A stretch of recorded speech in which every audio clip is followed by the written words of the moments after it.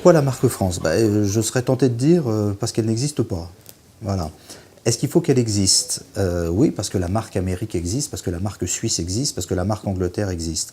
La marque Amérique existe? Bah oui, ça s'appelle l'American Dream. Et c'est la croyance dans le fait que n'importe quel Américain peut devenir prospère grâce à un libéralisme économique, grâce à un libéralisme sociétal, grâce aux grands espaces, grâce à une culture. Est-ce qu'il y a une marque britannique?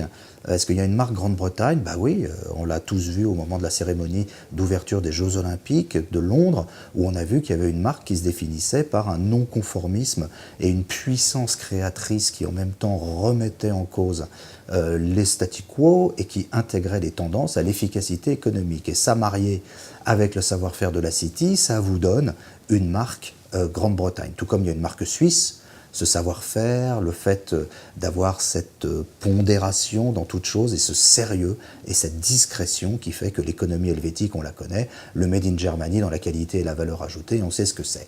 Alors, est-ce que cela existe en France? Cela n'existerait pas en France?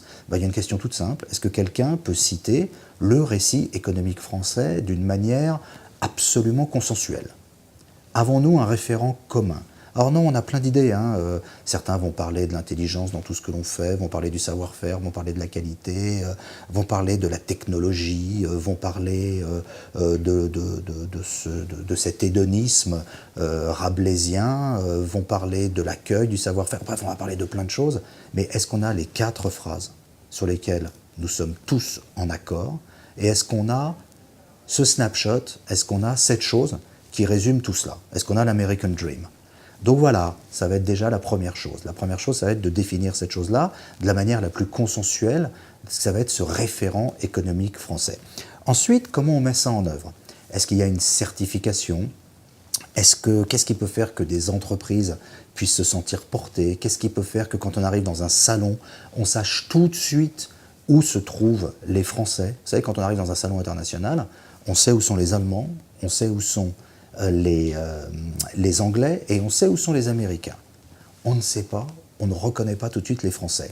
Il y a des entreprises françaises merveilleuses qui ont des présences exceptionnelles, mais on ne sait pas où ils sont. Dans notre histoire, qu'est-ce que l'on garde? Il y a ce savoir-faire artisanal exceptionnel. Comment le combine-t-on avec une puissance et une efficacité industrielle? De la même façon, il y a un legs social qui est extrêmement fort, qui fait qu'en France, on ne pédale pas dans des sous-sols quand on est un môme de moins de 14 ans, on ne fait pas n'importe quoi. Donc toutes ces choses-là, ça doit donner une raison de croire à une supériorité et un savoir-faire français. Est-ce que c'est possible? Et est-ce que c'est efficace? Ben oui, parce que mon rêve, et notre rêve, à tous les gens qui travaillent sur ce sujet et tous ceux qui nous ont commandité ce travail, c'est de faire en sorte que lorsque l'on travaille en France, on se sente porté par quelque chose de plus. Il y ait un supplément d'âme qui nous élève. Des exemples très très précis. Quand un émigré turc arrive et veut ouvrir une petite échoppe de 12 mètres carrés de retouches, eh bien il faut qu'il se dise que la retouche qu'il fait en France n'est pas la retouche qu'il ferait à Berlin. Pourquoi? Eh bien parce qu'en France, il actualise le savoir-faire des couturières et des petites mains françaises. De la même façon, quelqu'un qui en France travaille dans la technologie, eh ben, il est dans le pays qui a inventé le Minitel, il est dans le pays qui a inventé la carte à puce avec Roland Moreno, il est dans le pays qui de la même façon peut faire Saclay, Toulouse, l'Airbus, l'aéronautique. Donc il faut qu'on trouve des moyens tournés d'un point de vue vers la modernité, vers demain, jamais exprimés d'un point de vue nostalgique, qui fasse que quand on est en France, on travaille différemment. Il faut qu'on trouve un système qui fasse que les entreprises se sentent portées, poussées.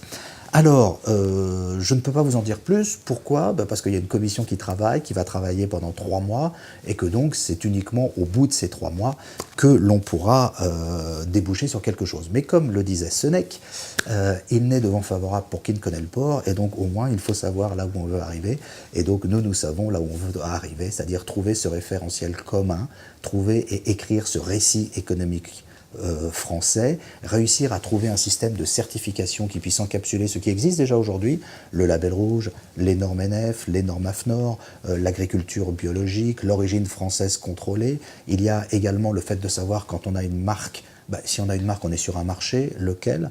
Je vous rappelle que désormais on sait que dans 30 ans, Ce ne seront pas des pays qui dirigeront le monde, mais il y aura en termes économiques 250 villes-régions autour desquelles s'orchestrera et s'organisera l'économie. Il est possible que Paris, si on ne fait pas le Grand Paris, ne soit pas une mégapole assez grande pour concourir. Et à ce moment-là, une marque France devra se battre contre Shanghai, devra se battre contre Pékin, devra se battre contre New York. Donc c'est une réponse également à l'évolution du monde demain. Voilà, on y travaille. J'essaierai, dans la mesure du possible et sans trahir des secrets sur cette Trouve TV, d'en rendre compte autant que je le pourrai. Et je profite là de ce court instant qui m'est donné pour dire que toute personne qui souhaiterait avoir des idées et qui voudrait contribuer, et qui voudrait faire savoir un point de vue, peut nous écrire et peut m'envoyer quelque chose, hein, c'est pas dur, un contact@maccan.com. Merci.